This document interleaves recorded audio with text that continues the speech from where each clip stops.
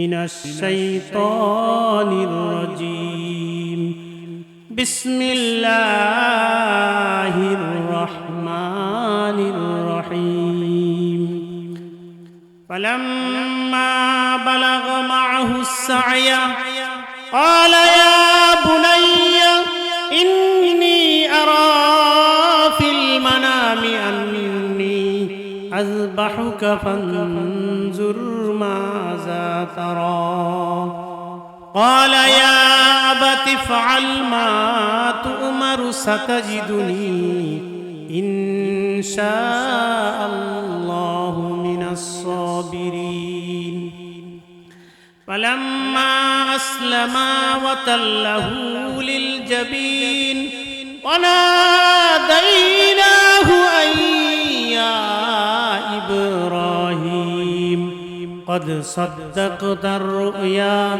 إنا كذلك نجزي المحسنين وقال تعالى وأذن في الناس بالحج يأتوك رجالا وعلى كل ضامر يأتين من كل فج عميق وقال رسول الله صلى الله عليه وسلم من زار قبري وجبت له شفاعتي ইকরামুল ওয়াইজিন বাংলাদেশ কর্তৃক আয়োজিত দাউদকান্দি তাহফিজুল কোরআন মাদ্রাসা আয়োজনে আজকের এই মাহফিলের প্রধান অতিথি প্রধান আকর্ষণ পীরে কামেল আল্লামা মাহমুদুল হাসান দামাত বারাকাতুহুল আলিয়া সংগঠনের মহাসচিব জনাব হযরত মাওলানা মুফতি মাহমুদুল হাসান আনসারী সাহেব দামাত বারাকাতুহুল আলিয়া সংগঠনের সাংগঠনিক সম্পাদক জনাব হযরত মাওলানা জুবাইর হোসেন আনসারী সাহেব সংগঠনের অর্থ সম্পাদক জনাব হযরত মাওলানা আতাউর রহমান শিবপুরী সাহেব সহ দিগার উলামায়ে কেরাম ইসলাম প্রিয় আমার ভাইয়েরা আল্লাহ পাকের কোটি কোটি শুকরিয়া যিনি আমাদেরকে এই জিলহজ মাসের শুরুতে হজ এবং কুরবানি সম্পর্কে কিছু আলোচনা করা এবং শোনার মতন যে মহান আল্লাহ তৌফিক দিলেন সেই মহান আল্লাহকে শুকরিয়া জানাই আলহামদুলিল্লাহ। আল্লাহ রাব্বুল আলামিন জনাব হযরত মাওলানা জুবাইর হোসেন আনসারী সাহেব যিনি এই মাহফিলের আয়োজন করেছেন এই মাদ্রাসাকে আল্লাহ কিয়ামত পর্যন্ত কবুল করুক, সবাই বলেন আমিন। এই মাদ্রাসা দাউদকান্দি পৌর সদরে অবস্থিত। আজকে যে হজ এবং কুরবানি সম্পর্কে আমরা আলোচনা করতেছি, এই হজ এবং কুরবানি আজকে এই মাহফিলের কারণে মাদ্রাসার কারণে আমাদের জন্য সহজ হয়ে গেছে। এই মাদ্রাসাকে আল্লাহ পাক কবুল করুক, এই মাহফিলকে আল্লাহ কবুল করুক। এই মাহফিলের জন্য যত অর্থ এবং সময় আমরা কুরবানি করেছি আল্লাহ পাক কবুল করুক। বন্ধুরা আমার, আল্লাহ রাব্বুল আলামিন হযরত ইব্রাহিম আলাইহিস সালামকে জন্ম থেকে মৃত্যু পর্যন্ত অনেক পরীক্ষা করেছেন, অনেক ইমতিহান নিয়েছেন। আল্লাহ রাব্বুল আলামিন নিজেই বলেন ফাতাম্মাহুন্না, আমার ইব্রাহিম প্রত্যেকটা পরীক্ষা লেটার সহকারে পাস করেছে। ইন্নী জাইলুকা লিন্নাসি ইমামা, পরীক্ষা নেওয়ার পরে আল্লাহ বলে যে তুমি লেটার সহ পাস করছো, এই জন্য গোটা জাতির ইমাম বানাই দিলাম, গোটা জাতির পিতা তোমাকে আমি বানাই দিলাম। সুবহানাল্লাহ। তো যেমন বাবা তেমন পুত্র, আমরা আলোচনা শুনবো আমাদের পিসা হুজুরের। আমি যে কথাটা বলতে যাচ্ছি, হযরত ইব্রাহিম আলাইহিস সালামকে আল্লাহ পাক যে পরীক্ষা নিয়েছেন, এই পরীক্ষার একটা বিশেষ পরীক্ষা হলো আল্লাহ পাক কালামে পাকে বলেন ফালাম্মা বালাগা মাআহুস সা'য়া ক্বালা ইয়া বুনাইয়া ইন্নী আরা ফিল মানামি আন্নী আযবা আযবাহুকা ফানজুর মাযা তারা। এই সন্তানকে আল্লাহ পাক বনবাসে দিয়ে আসছিলেন তার মা সহ। এই সন্তান যখন একটু হাঁটাচলা করতে পারে তখন আল্লাহর পক্ষ থেকে অর্ডার হইল, হ্যাঁ খলিল, তুমি যে সন্তানকে তার মা সহ বনবাসে দিয়ে আসছিলা ওই সন্তানকে আমার রাস্তায় কুরবানি করবে। হযরত ইব্রাহিম আলাইহিস সালাম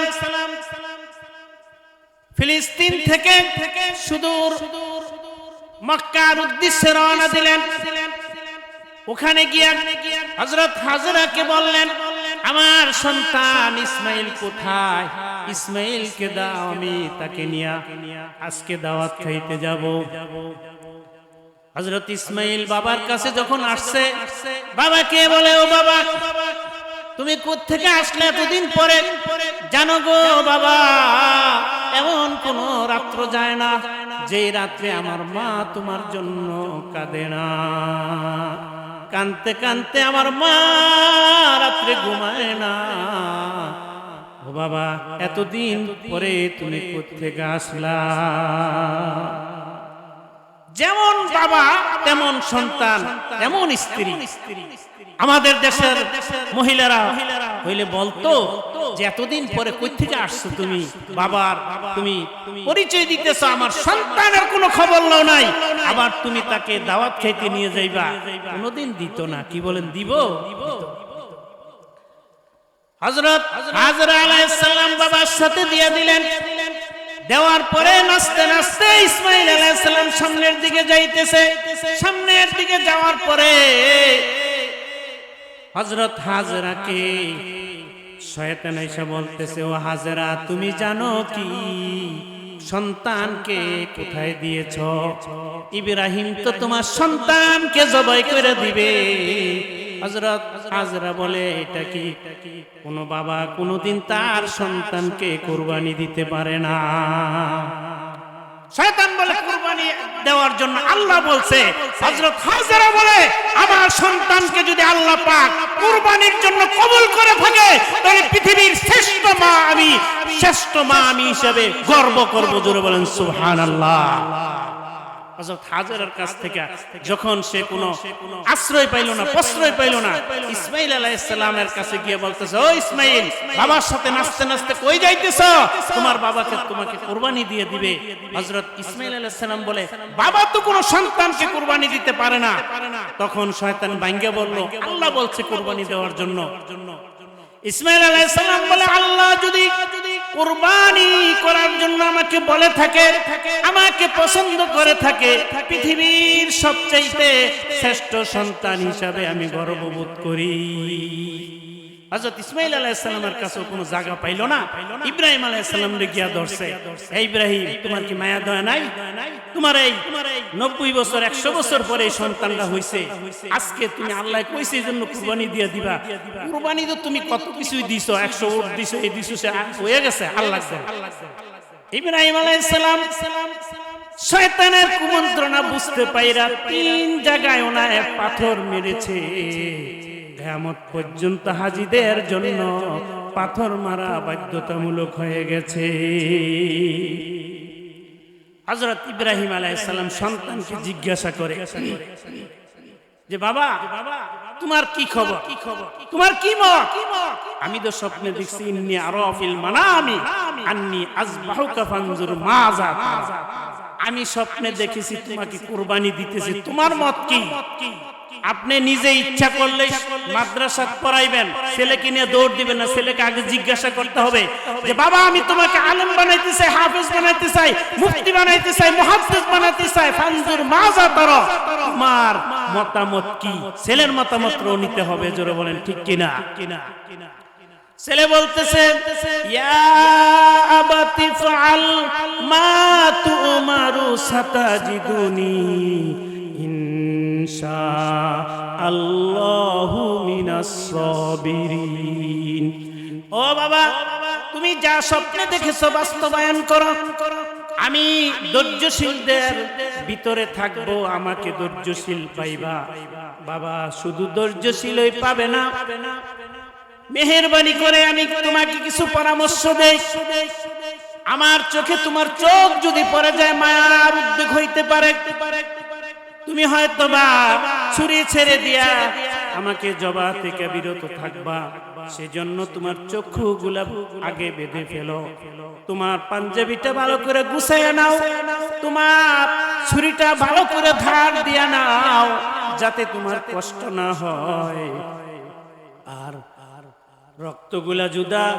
রক্তগুলা যাতে আমার কাপড় চোপড়ে না ভরে, সেজন্য তুমি আমার কাপড় চোপড় গুলাও গুছাইয়া নাও। কত সুন্দর পরামর্শ, কুরবানি দিয়ে দিব আর সন্তান এত পরামর্শ দিতেছে, জোরে বলেন সুবহানাল্লাহ। এই জন্য সন্তান গড়তে হইলে এরকম ভাবে গড়তে হবে, আপনি যা বলবেন ছেলে বলবে তুমি যা করতে চাও করো, আমাকে তুমি সবুর এবং ধৈর্যশীলদের ভিতরে পাবে, জোরে বলেন সুবহানাল্লাহ। এই জন্য সন্তান এরকমই হওয়া উচিত। আল্লাহ রাব্বুল আলামিন হযরত ইসমাঈল আলাইহিস সালাম, হযরত ইব্রাহিম আলাইহিস সালাম কাবাঘর যখন ঠিক করেছে, আল্লাহ পাক বললেন ওয়াআযিন ফিন-নাসি বিল হজ্জি ইয়াতুকা রিজালাও ওয়া আলা কুল্লি দামিরিন ইয়াতিনা মিন কুল্লি ফাজ্জিন আমিক। ইব্রাহিম তুমি এখন আযান দিয়ে দাও। ইব্রাহিম আলাইহিস সালামকে আল্লাহ আমার আযান আর কদ্দুর যাই, আল্লাহ পাক বলে তোমাকে আযান দিতে বলছি। কিয়ামত পর্যন্ত যাদের কানে আযানের আওয়াজ পুষবে তারাই মক্কা মদিনায় হজ করতে আসবে, জোরে বলেন সুবহানাল্লাহ। হযরত ইব্রাহিম আলাইহিস সালামকে আরেকটা তুমি ছিটাইয়া দাও। ইব্রাহিম আলাইহিস সালাম বলে আমি আর ছিটাইলে কই যাইব, ও তোমারে বলছি ছিটাইয়া দাও। যেখানে এই মসজিদের কঙ্কর পড়ছে সেখানে মসজিদ হবে, এবং যেখানে মসজিদে নববীর ছায়া পড়ছে সেখানে মাদ্রাসা হবে, জোরে বলেন সুবহানাল্লাহ। ইচ্ছা করলেই মসজিদ করা যাবে না, ইচ্ছা করলেই মাদ্রাসা করা যাবে না। তো বলতেছিলাম হযরত ইসমাঈল আলাইহিস সালামকে যখন ছুরির নিচে ফালায়া ছুরি চালাইতেছে, ছুরি চলে না। আল্লাহ রাব্বুল আলামিন জিবরাইল আলাইহিস সালামকে বললেন, জিবরাইল জান্নাত থেকে একটা দুম্বা নিয়া আমার ইসমাঈলকে উঠাইয়া সেখানে শোয়াই দাও। যখন ইব্রাহিম আলাইহিস সালাম দেখতেছে ছুরি চলে না, তখন খুব জোরে জোরে ছুরি চালাইতেছে, বিরক্ত হয়ে গেছে। পরে যখন দুম্বাই না ফালাইছে, দুম্বা কেটে গেছে গা। ইব্রাহিম আলাইহিস সালাম একটু সংশয় ছিলেন যে আমার কুরবানি কবুল হইল কিনা। ওয়ানাদাইনাহু আইয়া ইব্রাহিম قد صدقت الرؤيا إنا كذلك نجزي المحسنين। সংশয়ের কোনো কারণ নাই, তোমাকে যেটা স্বপ্নে দেখাইছিলাম এটা 16 কলায় তুমি পরিপূর্ণ করেছো, 100% তুমি সাকসেস হয়েছো। আল্লাহ পাক বললেন, ও ইব্রাহিম তুমি যাও, এই দুম্বাটা নিয়ে যাও, আজকে খুশির দিন, আজকে ঈদের দিন, তুমি একাই খাবে না, পুরো মক্কাবাসীদের মাঝে তুমি এই কুরবানির গোশত বিলীন করে দাও।